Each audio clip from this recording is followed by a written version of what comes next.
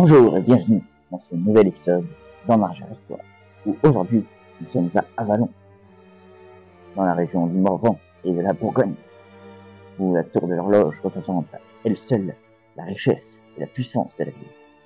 Car à la tour de l'horloge, qui est un ancien beffroi datant du Moyen-Âge, donc une liberté communale donnée à la ville par les ducs de Bourgogne, était encore avant une porte romaine.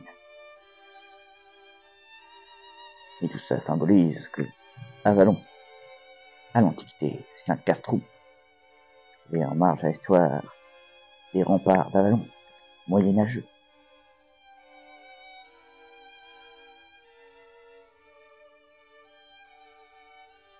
Les remparts d'Avallon ont dû très vite se moderniser.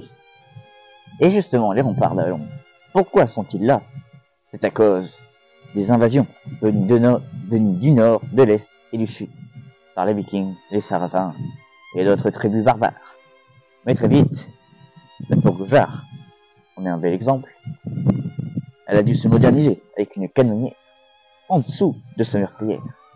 Et ceci nous montre bien que le célèbre Sim Vauban a bien usé de son savoir sur la ville d'Avallon. Et en marge à l'histoire.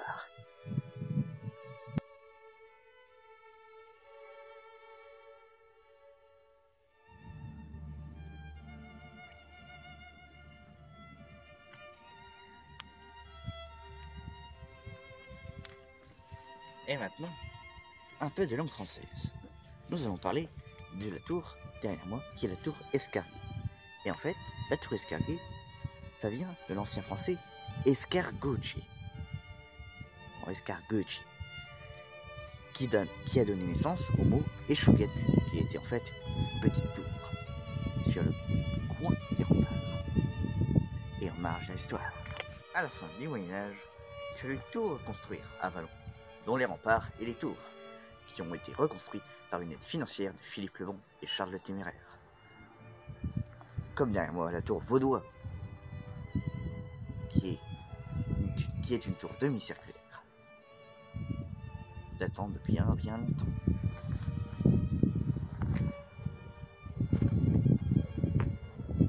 Et on marche vers l'histoire.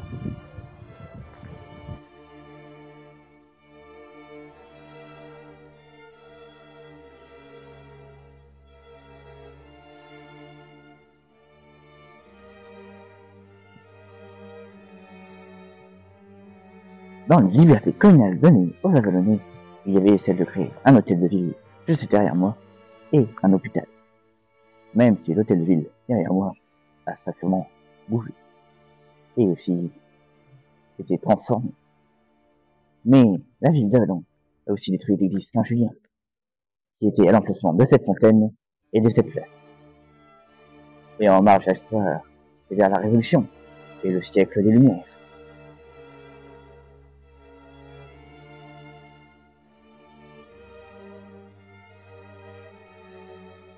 Ah, l'église Saint-Lazare.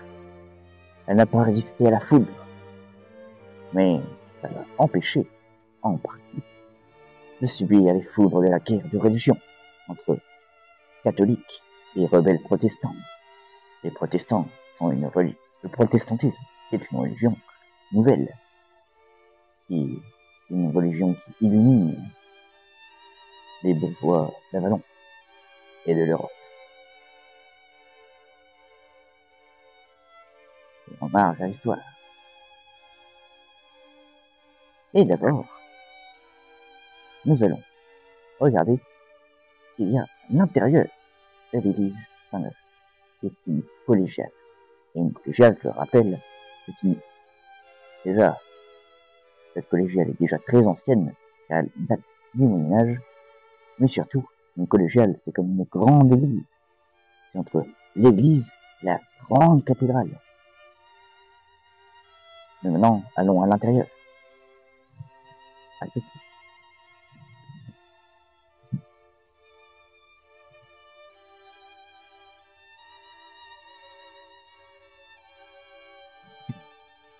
Collégiale Saint-Lazare, sur une de ses chapelles latérales, sont des vitraux de l'époque romaine. Et maintenant, les remparts, dont nous devenons, nous attendent. Les choquettes parlent d'elles-mêmes. Ceci derrière moi. Certains pourraient penser que c'est une simple tour, mais non. C'est comme sur le port-salut, c'est écrit dessus. C'est un bastion qui est en fait surmonté d'une échauguette sur son coin pour observer tous les alentours et avoir toute la région. Bon, peut-être pas quand même. Au moins la campagne environnante. Donc les pierres parlent d'elles-mêmes.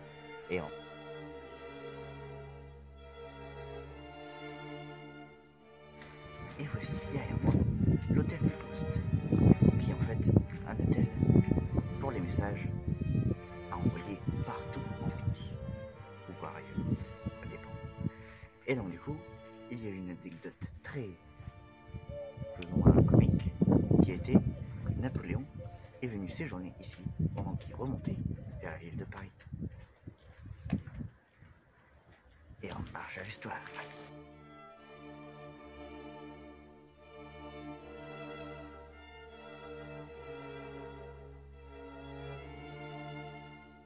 Aux environs d'Avalon, à une vingtaine de kilomètres, il y a le château de Chastelmy, qui est en fait un château médiéval qui a bien été modifié, mais on peut encore bien en voir des restes, juste derrière moi. C'est tout d'abord un château médiéval, dont on peut voir le donjon et plusieurs autres tours, dont des restes de pont-levis.